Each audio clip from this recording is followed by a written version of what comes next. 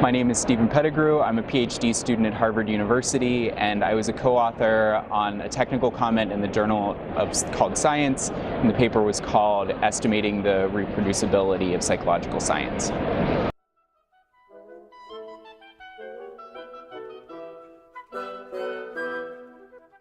Yeah, so there was a team of several hundred psychologists who went out and they identified a whole bunch of psychological experiments in behavioral psychology and a few other psychological subfields. And what they did was they took these results and they replicated the studies, so they reran the experiments.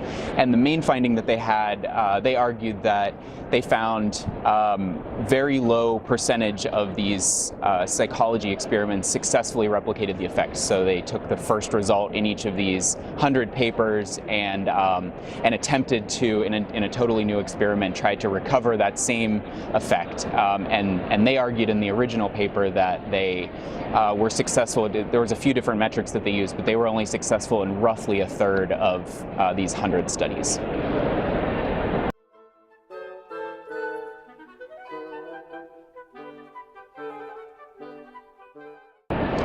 Yeah, so this project, because the project is on the topic of replicability and reproducibility, that team of several hundred psychologists, they worked really hard to make their data available. And from our perspective, trying to evaluate the claims of their paper, it was completely essential that they had made their data available publicly for us to dig into. And it was great on their part that not just the data that they made available all the data that they collected through their through the entire process, including stuff that didn't end up even making it into the paper, but that was just some ancillary stuff that they collected. And as we started to analyze that data, that's when we started to find some of the conclusions that arose in our response to their paper.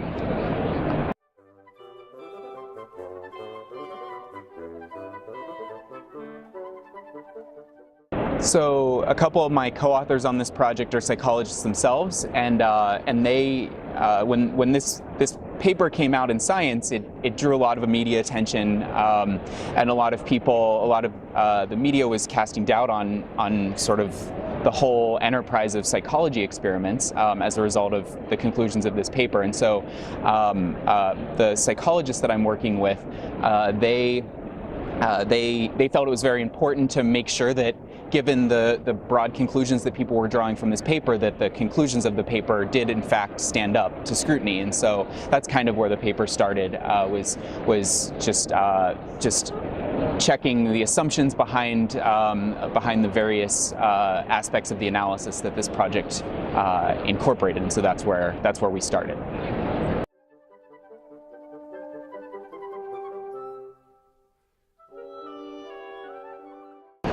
So the main takeaway of our paper, what we found very quickly was that a lot of these 100 experiments that had been replicated, the way that they did the replications there were major differences from the original studies that they were trying to verify the results of. And so we go into a bunch of examples of this in the paper, but some of them, for example, there was a study on how students perceive race in admissions decisions in universities. And the original study that they were attempting to replicate was run, I think, at a school in California. The replication team, when they ran the replication, they replicated this result with students from the Netherlands. And so we found that there were lots of instances where the replication studies were different in very significant and important ways that would just, on face, would seem that it would make it less likely that they would succeed in replicating the original result, even if the original result were true. And so we, and in fact, I mentioned earlier that they made available lots of data that wasn't necessarily part of the analyses in their paper. And one of the things that they included in this data set was they reached out to the original authors of all of these studies and asked whether or not the original authors endorsed the replication protocols. So they provided sort of the explanation of how they were going to replicate these experiments, and then the replicators were given an opportunity to indicate whether they felt that the replication was a faithful one. And what we found was that among the ones that were in fact endorsed, those replicated pretty well at a very high rate, but that basically all of the failures had not been endorsed by the original authors. And so we took this as maybe an indication that at least some of these replication studies were not faithful to the original studies in a way, in an important way. And so that was sort of the major finding that we had.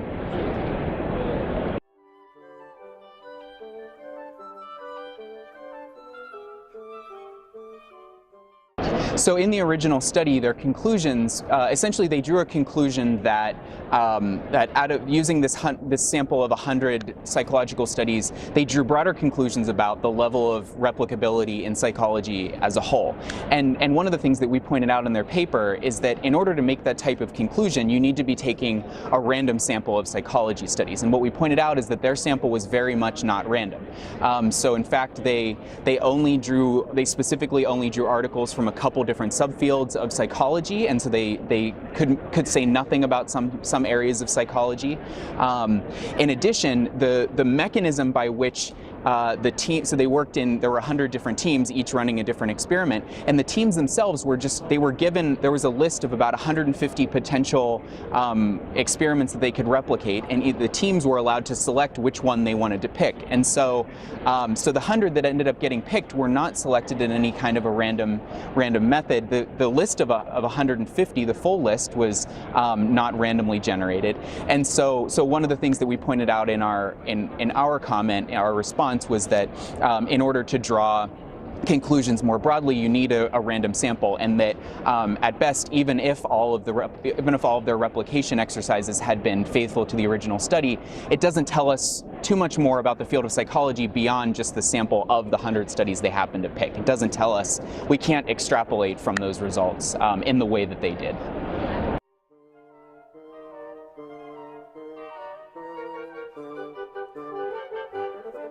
So simultaneously with our article coming out, the original authors were able to basically write a response to our response, and there was a bunch of technical points that they disagreed with us on, and then we ended up after that came out, we actually wrote a response to their response, but to the response, or whatever it is. But I think though the one thing I think that all of us, me and my co-authors as well as the people on the other side, that we all agree with is that it's really important to have sort of this iteration back and forth between different, people who come to different conclusions by looking at the same data.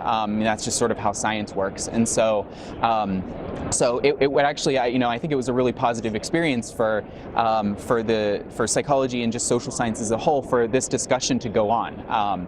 It allows for all the perspectives to be put out there and everybody to lay out their evidence in a very clear way, and then going forward, it allows future researchers to sort of build on one of those two sides, or just evaluate for themselves what they believe in terms of where the evidence is strongest, which side has the stronger evidence. So that was a really great. I think this project in particular did a very nice job of highlighting that aspect of science, just sort of the everybody working toward the same goal of figuring out the truth and making a case in the best way that they can.